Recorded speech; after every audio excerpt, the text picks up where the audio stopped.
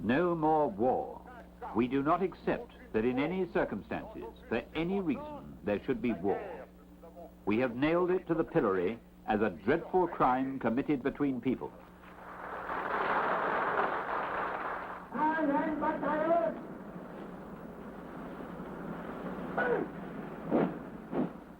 In 1938, all of Europe proclaimed that war was a crime.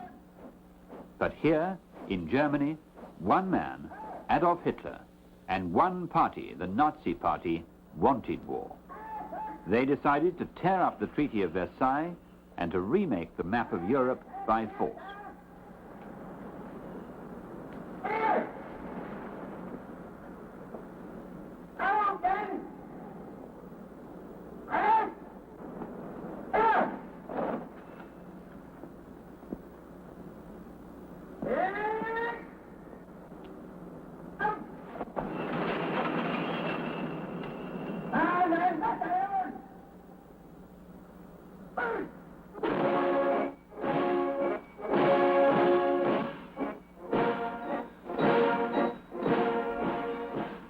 Since 1936, Hitler has reoccupied the Rhineland, annexed Austria, and crushed the Sudetenland. He must be stopped, but no one dares.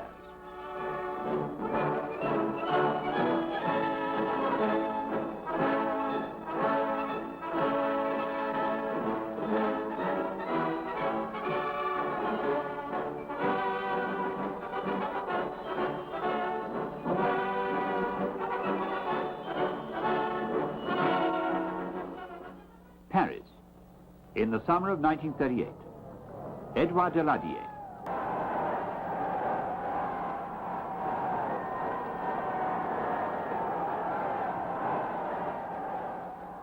In spite of existing treaties, France and England have abandoned Czechoslovakia. That doesn't matter, as long as people...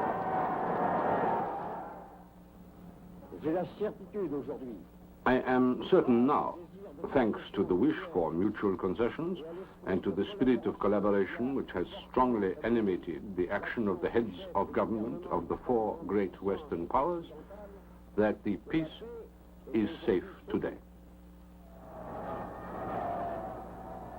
France, worn out, divided, and obsessed by the memory of the slaughters of the First World War, heaves a sigh of relief.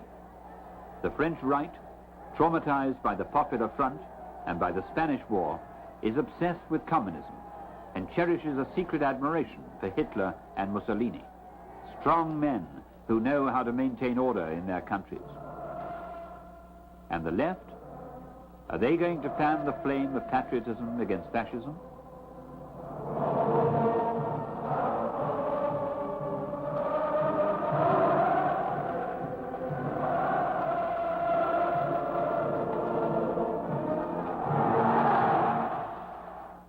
August the 23rd, 1939. Von Ribbentrop, the German foreign minister, flies to Moscow. He's going to sign a non-aggression pact with Soviet Russia. The French left is stunned. How can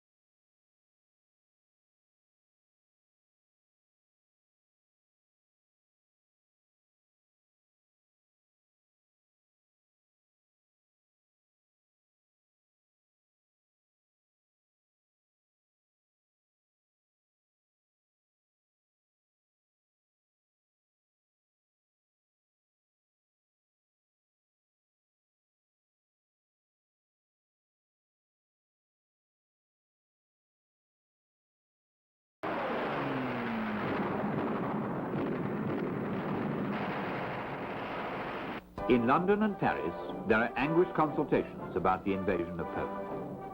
This time, there must be no drawing back. Paris and London send Hitler an ultimatum. If hostilities have not ceased before midday on September the 3rd, it is war. In Paris, Edouard Daladier doesn't dare to submit this decision openly to Parliament. He simply asks them to vote him exceptional military authority. In the French Assembly, the word war will not even be mentioned in the course of this debate, in which Deputy Louis Jacquinot took part.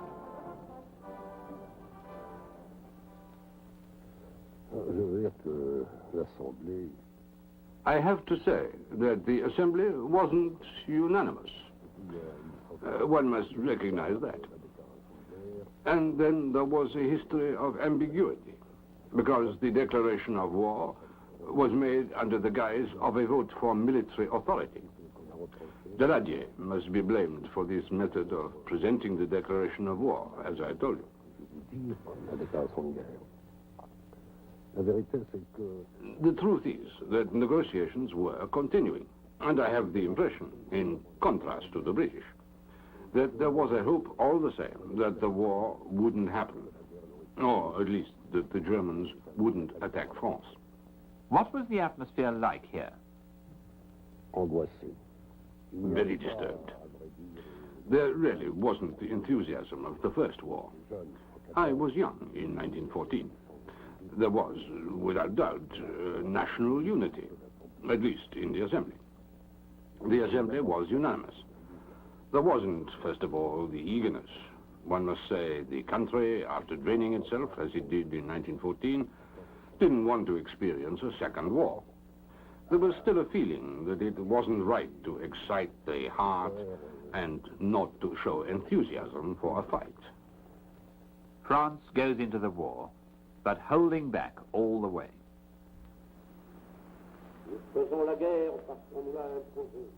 We will make war because it is thrust upon us.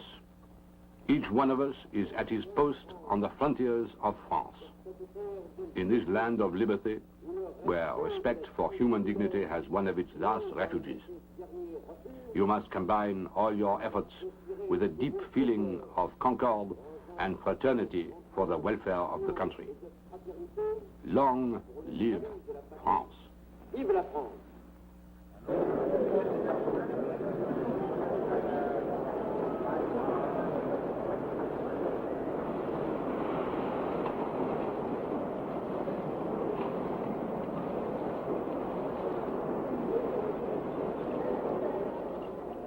More than half those who went to fight had already fought in the First World War. André Arquin, commander of the 34th Infantry Regiment. Monsieur Arquin, this plaque brings back memories to you, doesn't it? Yes, it brings back great memories. I found myself there on August 25th, 1914, mobilized in my turn, and in 1939 there I was again at the same place on the platform. The faces weren't the same, though. In 1914, they had an enthusiasm, they had something, it was exciting. Whereas in 1939, people were thoughtful. They thought of all the things they had left, because to make war again within 20 years is hard. Truly, 2 wars in 1 generation is too much, and France is not prepared for war. Some say it's the fault of the workers' strike and the Popular Front. Anyway, Hitler hasn't attacked France, say others. Defend our own country, yes, but who wants to die for Danzig, for Poland? Certainly, everyone will do their bit if necessary, but the heart's not in it. Not really. Daladier greets the British minister, Sir Anthony Eden, who represents the British cabinet and the countries of the Empire. Au ministère de la Guerre, aux représentants des dominions de l'Empire britannique. He's welcomed as a friend and a powerful ally. The government tries to reassure the French people by every means. But the pompous phrases of the propaganda written by the celebrated writer Jean Giraudoux ring terribly false. Soldiers of France, our own young men, go bravely once more to make history with love for the defense of honor and liberty. Are brave and good people who, in so many of your quiet family groups, assemble already with the memories and apprehensions of 3 wars. Look with confidence at our allies, these young English soldiers, at their equipment, their magnificent equipment.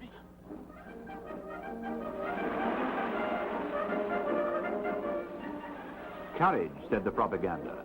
Life goes on as before.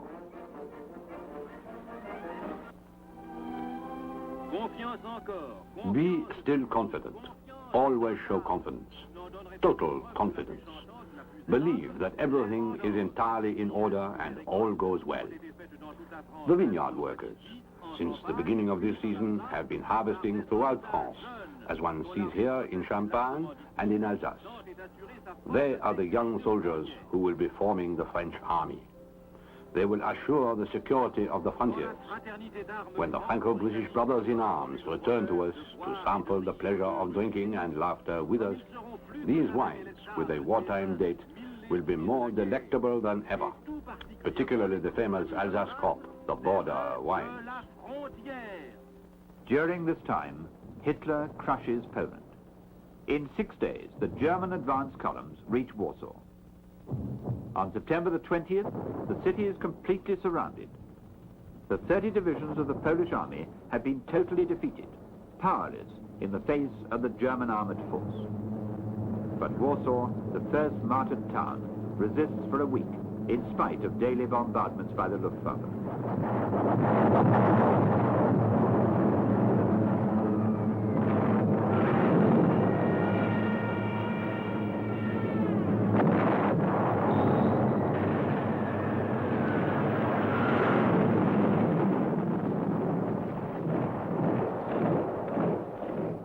By October the 1st, it's all over.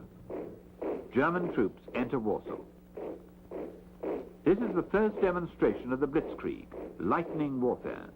It's a complete success. Hitler can be triumphant.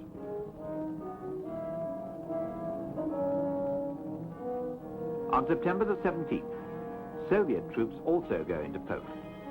Stalin doesn't want to let Hitler come too close to his frontiers. And Europe witnesses an unforeseen spectacle. Russians and Germans fraternize around a tract in Russian, which proclaims, "The German army salutes the Red Army of workers and peasants, for whom it has always had great respect." Poland no longer exists. Before leaving, Hitler has entrusted this new protectorate of the German Reich to a Governor General, Police Chief Hans Frank of the SS. And he gives him a mission: settle the Jewish problem. In the West, Hitler has left 30 divisions, stretched along 530 miles of front. Against them, France has been able to concentrate 85 divisions, a unique opportunity to attack. On September the 5th, Operation Tsar is launched with a great show of publicity. But only 10 divisions advance cautiously on a 12-mile front, going into Germany through the Vannes forest. They take 15 days to penetrate 5 miles into German territory without meeting any resistance. The Germans have suffered enormous losses, announced the communiques proudly. In fact, they have less than 200 dead. The truth is that the French commander-in-chief, General Gamelin, doesn't believe in an offensive. After the fall of Warsaw on October the 1st, he orders a withdrawal, at night and in secret. At the time, General Beaufray was a captain at Army headquarters. I must say that, in fact, it is Gamelin and Gamelin alone who carries the responsibility for that farce which was the so-called offensive on the Saar front. The French army could have made a big offensive. Not only could have, but should have, for reasons of morale. But they just made a half-hearted attempt. If one had made a push at that moment, we would have had almost nothing in front of us. Perhaps certain inadequacies in command would have been shown. One would have had to replace some generals, as they did in 1914. It would have given the army a lift and a capacity that it wasn't able to get back later. It was a lost chance. It was a completely lost chance. Much more so at that time when the Siegfried Line wasn't even finished. It was the incompetence of Gamelin, who was a person who was entirely, if you like, unprepared to make a decision. It wasn't only Gamelin. I imagine the government didn't want this offensive either. Well, as to the government, there was a very curious situation which developed during the winter when I was at Army headquarters in Paris. It was the position of Daladier. Daladier, who was a veteran of the First World War and quite brilliant as well, he had remembered the many casualties of 1914, etc., etc., and he had a motto which was, one must economize on French blood. In consideration of which, I was charged, personally, by the Army General Staff, to put on foot 7 divisions, which, if I remember rightly, were 3 foreign divisions and 3 Senegalese divisions. That was economizing on French blood, wasn't it? C'est ça l'économie de sang français.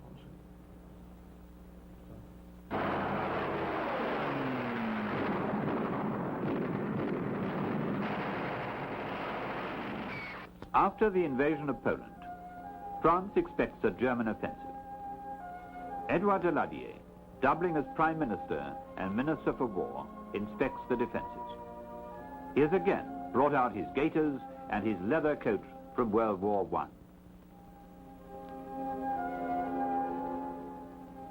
The German attack is awaited, well back behind the Maginot Line.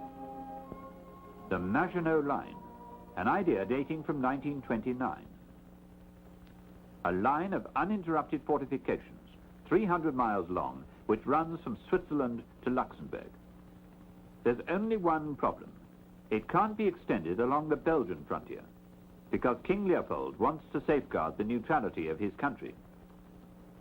And if the Germans attack through there, it doesn't matter. Marshal Pétain had replied in 1935, we will corner them like rabbits in the Ardennes.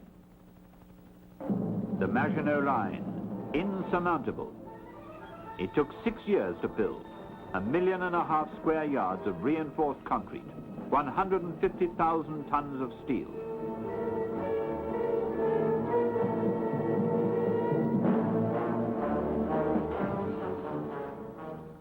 On the surface, one can see almost nothing, because the defense work is below ground, where there are miles of tunnels. Here, 500,000 men lived 120 feet below, like moles.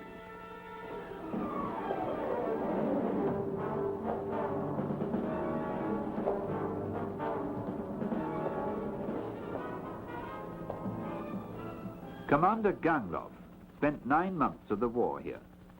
Eh bien, la vie sous terre, évidemment. Well, life underground is quite hard.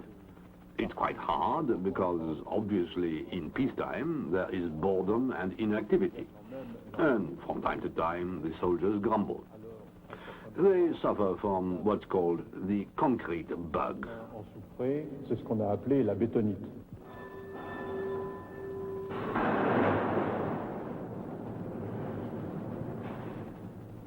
The Maginot mentality became a factor that was to prove fatal to French morale. While it gave a feeling of invulnerability, there still remained the hope that the Germans would not put it to the test.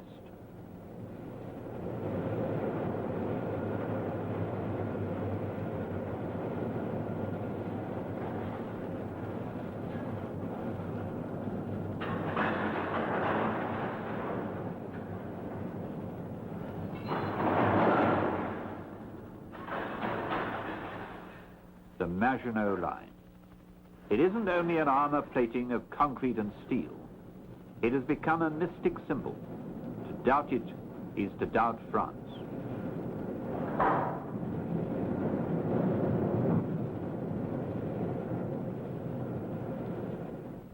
Hitler, encouraged by his success in Poland, wants to attack in the West at once. Returning from Warsaw, he summons the commander-in-chief of the army. He orders 50 divisions to be brought back immediately from Poland. A plan of campaign in the West is to be prepared by October the 20th. The German generals are completely opposed to this. It's madness, they say to each other. France isn't Poland. They also remember the First World War. For 2 weeks, they try to convince Hitler. The Polish campaign has revealed serious weaknesses, a lack of preparation. Hitler is furious and proclaims, "It is I who decide. I don't retreat in front of anything. I win or I fall." There is a breach between him and his general staff.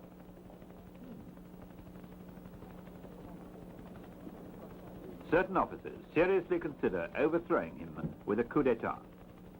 And on November the 8th,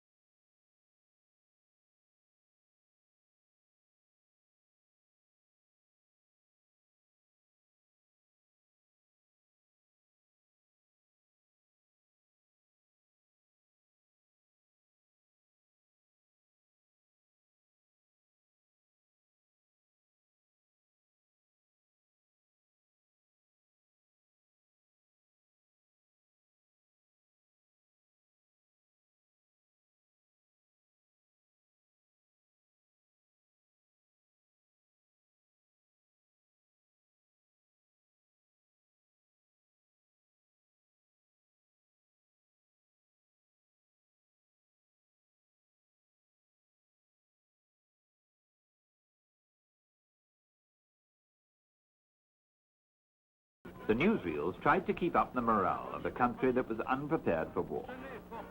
This one shows French soldiers receiving 2,000 soccer balls that had been donated by an Englishman. The French people saw the soldiers gather to watch films in bomb shelters or to see shows in homes that had been offered for these events. Et tout aussi bien dans les casemates de l'Avent, partout, le cinéma de l'armée apporte sa distraction. The entertainers of the time went up to the front to sing and dance with the troops. The songs and music contained an element of hope. Hope that the war that everyone was waiting for would never happen.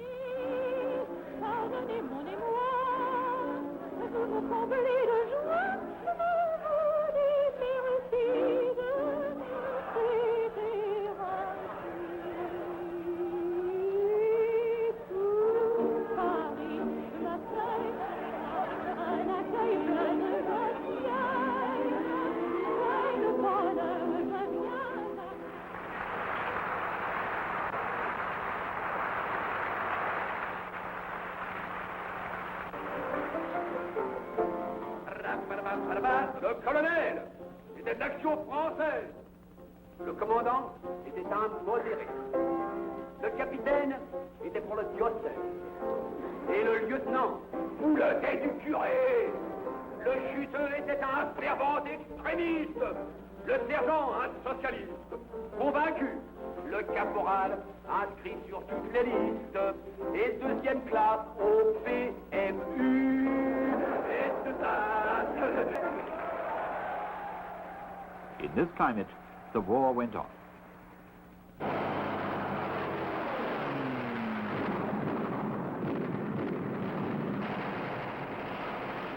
In Germany, Goebbels' propaganda ministry launches a new kind of war, psychological warfare. Over Radio Stuttgart, the French traitor Cerdonnet repeats his favorite slogan, "French soldier, you're fighting for Britain," and announces the movements of the French frontline units before they even receive the orders themselves. On vous a trahi. battaient pour l'impérialisme britannique. How can the Germans be so well informed? The fifth column, of course. Keep quiet. Be suspicious. The ears of the enemy are listening. So spy fever is born, and hatred of the fifth column grows. German agents find French pro-fascists to help them. And the bombardments? They won't be long delayed. A passive defense must be organized to protect Notre Dame, the Arc de Triomphe, and the Opera.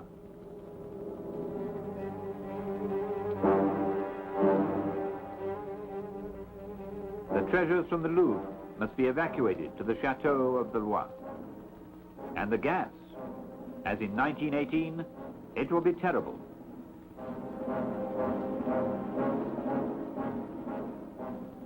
But after a few weeks, the excitement is over, and the gas mask has simply become a fashionable accessory.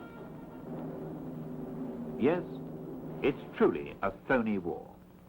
Obsolete French planes fly dangerous missions over Germany, not to bomb, to drop leaflets, an assault of naive and pompous propaganda.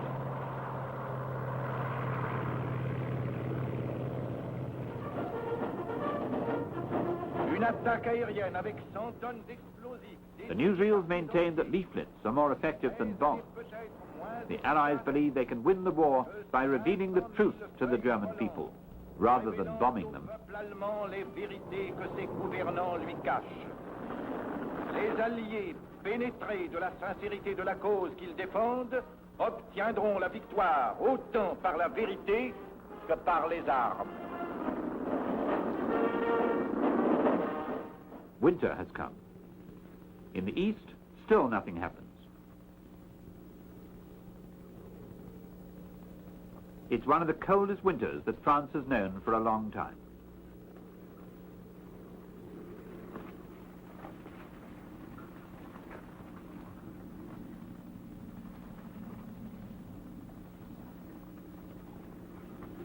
At the front, the temperature continues to drop. The waiting goes on.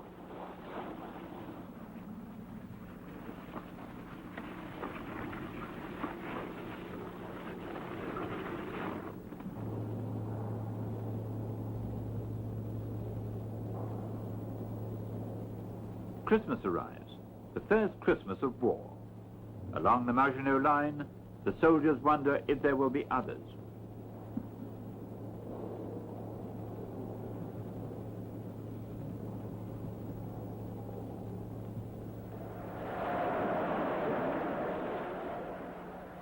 In London, the end of the year is greeted joyfully .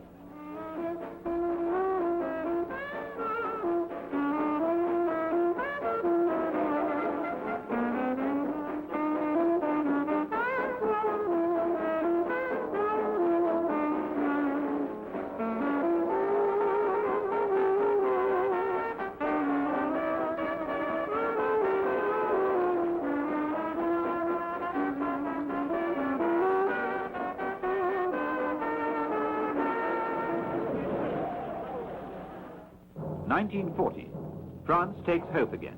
Time is working for us, it's said on all sides. In fact, the factories work at full capacity. Tanks leave the assembly plant at the rate of 300 a month.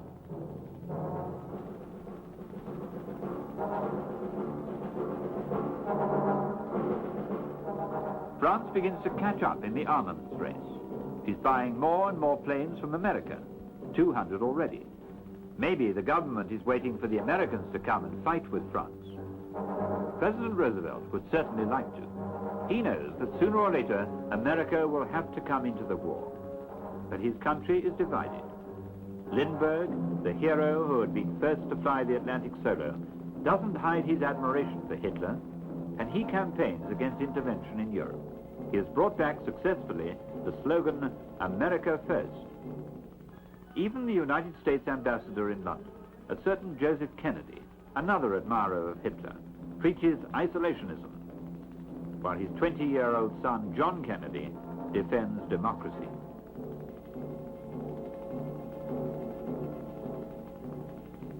French factories are now producing modern aircraft. 350 in March, 550 in April.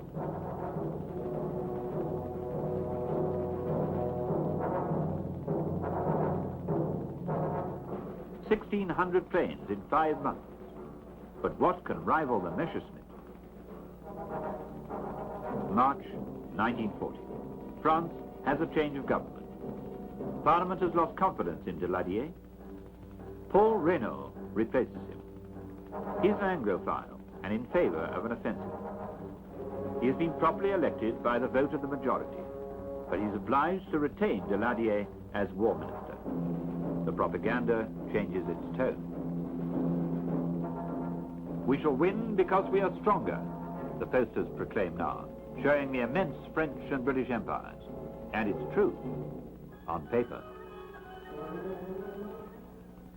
Incontestablement, Undoubtedly, we had a certain self-confidence.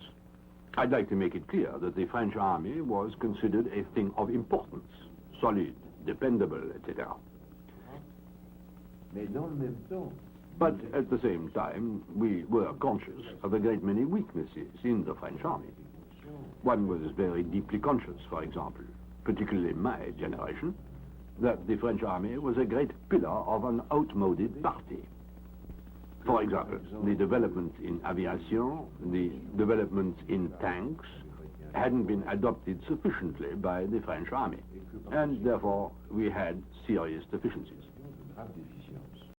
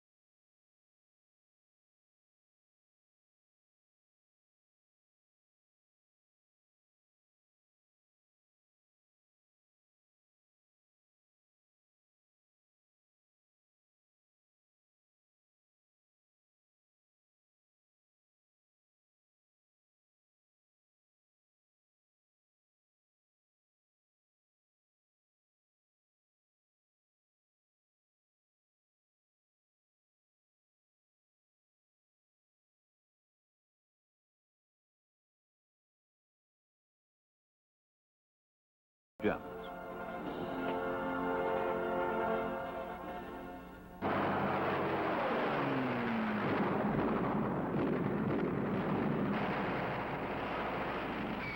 At the beginning of April, the Allies lay mines around the entrance to Norwegian ports, send an ultimatum to Norway and Sweden, and prepare several landings along the coastline.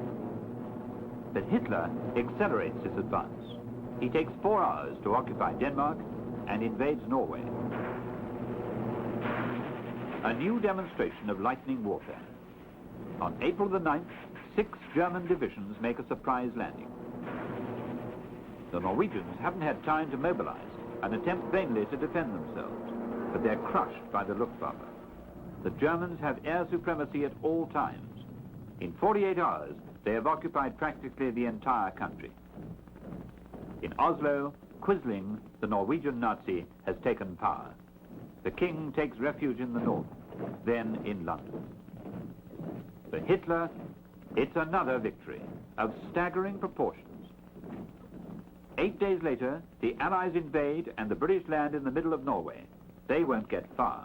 They have to re-embark at the end of a week. For in Norway, the invincible Royal Navy makes a bitter discovery. Supremacy at sea is nothing without supremacy in the air. The Luftwaffe has sunk one of the few British aircraft carriers, the Courageous.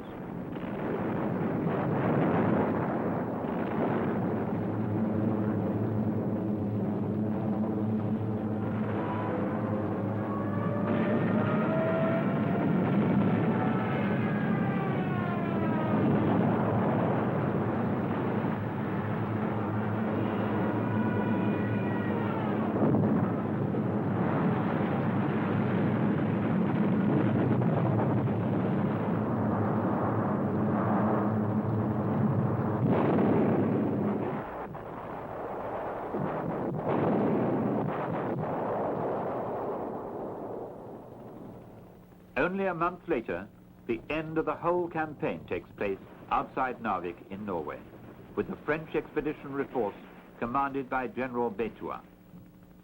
In the glimmer of the polar night, the 13th Brigade of the Foreign Legion, a battalion of Alpine troops, and 2 Polish battalions succeed in landing. After 10 days of hard fighting, the French finally take the town.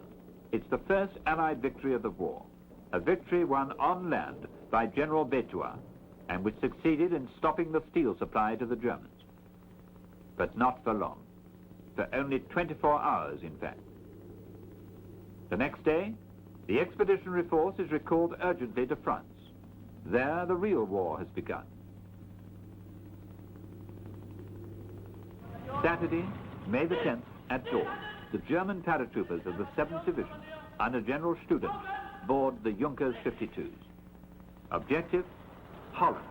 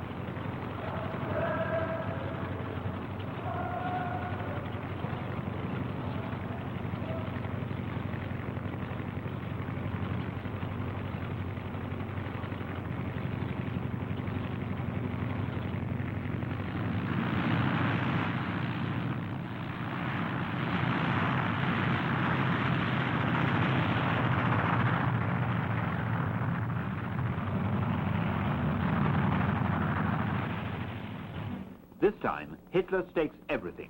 He throws the entire German war machine against the West. 80 divisions, 3 times as many as in 1914. Along a 120-mile front, led by armored divisions, the Army Group B of General von Bock attacks Belgium and Holland, both neutral countries. On the morning of May the 10th, the 9th Panzer Division clears the Dutch frontier and rendezvous with the paratroops at Rotterdam. For the first time in history, the enemy falls from the skies. No one has ever seen this before.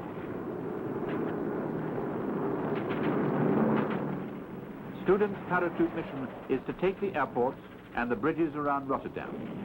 By late morning, he's able to announce to headquarters, mission accomplished.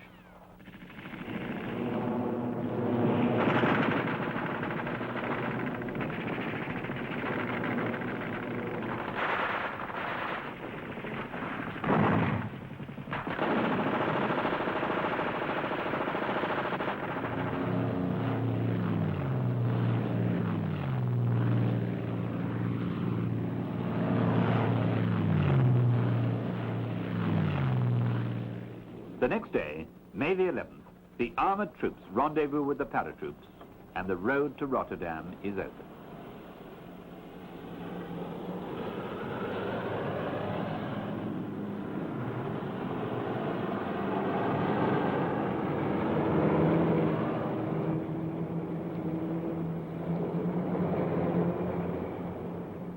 For the Dutch, the situation is desperate. Queen Wilhelmina and her government leave for London. On the 14th, Rotterdam surrenders. But too late. Goering's bombers are already on the way.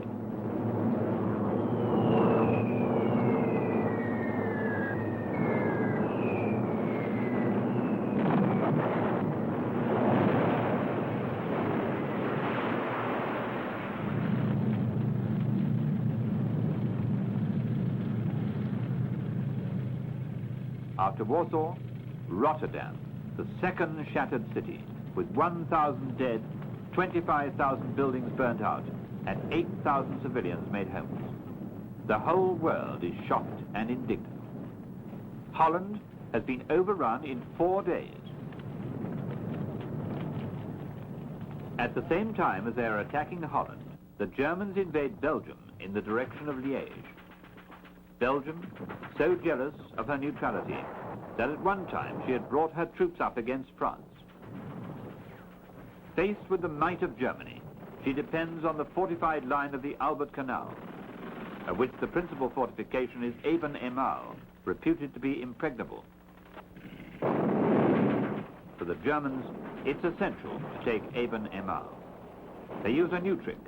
Gliders drop 300 shock troops who cross the Albert Canal before the Belgians have had time to react and proceed to attack the fort. They know what they have to do. For weeks, they practiced the operation on a mock-up in Germany.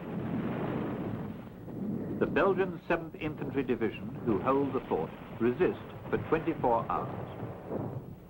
But having obtained reinforcements, the shock troops make another assault. At midday, a trained acrobat climbs onto the roof and drops explosive charges inside the main casement.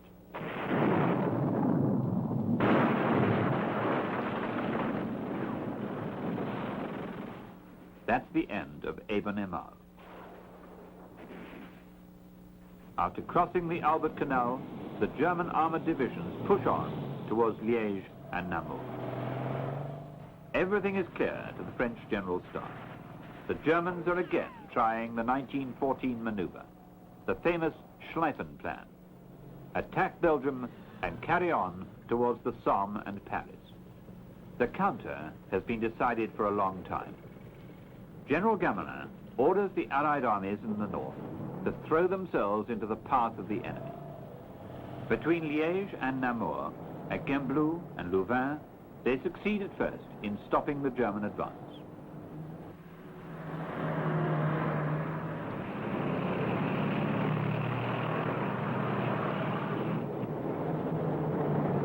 But Hitler has only invaded Holland and Belgium to divert the Allies. He wants to attack at Sedan, through the Ardennes, between the Maginot Line in the south and the Allied armies now heading north.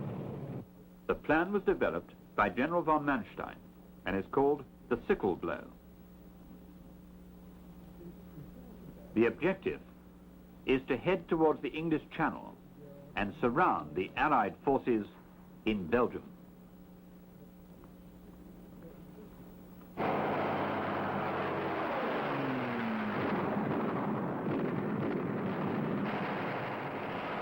Three German armored divisions, the 19th Panzer Corps, lead the advance through the Ardennes.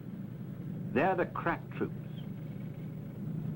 The best forces in the German army have been held back to take part in this offensive. Among them was Lieutenant Clemens von Kaganack. Après la victoire en Pologne, After the victory in Poland in 3 weeks, we had a feeling of superiority. And you thought you could overcome the French army in the same way. non, pas du tout. No, not at all. Just before the 10th of May, Chacun de nous, je crois, avait each one of us, I believe, thought it would be a very tough adventure. très dur. L'armée allemande The German army had a great respect for the French army.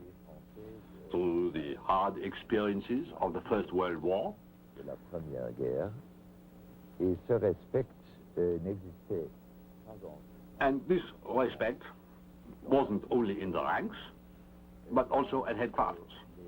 les autres milieux de l'état-major. To lead the attack, the General Staff chooses General Guderian, a man of the new school, a tank specialist. In 1936, he read the works of General de Gaulle with approval. Guderian has an unshakable faith in his armored troops. We knew that such a difficult enterprise would not be able to be won and exploited if the command and the troops weren't fully prepared. We were sure of victory when we began to march to the frontier on May the 9th. No one was waiting for them there. The massive wooded area of the Ardennes, an impossible obstacle for tanks, everyone said. Not for Guderian's armor. He orders them to advance, day and night, without stopping, to exploit the surprise and the confusion of the enemy.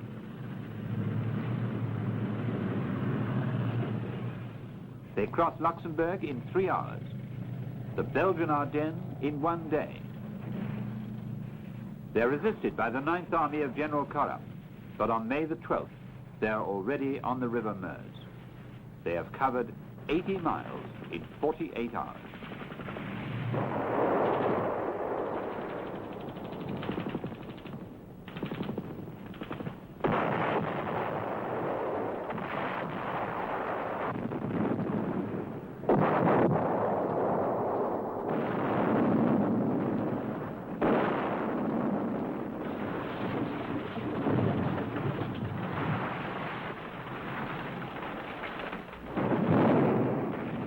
On the Meuse, several French units of General Hunziger's Second Army resist courageously amidst panic and disorder. They even manage to halt the Germans for a time. But not for long. Each time the Stukas fly over, the French have more trouble holding their position.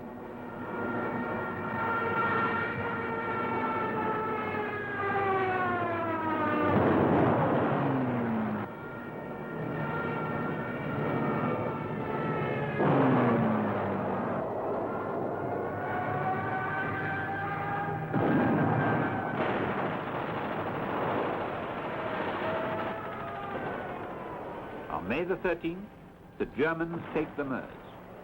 The great German army gains its first foothold on the other side of the river. Guderian himself comes up to supervise the operation. By May the 15th, the battle is over. The French front is broken, and they are pushed back to Sedan. The first move in the Battle of France has been made. The Germans are close to total victory. The battle you have just seen was one of the decisive battles of the Second World War, a war that affected the destinies of men and nations the world over. The film you have just witnessed was discovered in film libraries all over the world and painstakingly edited to show you the incredible impact these individual battles had on the outcome of this most devastating of wars. The world, thanks to these films,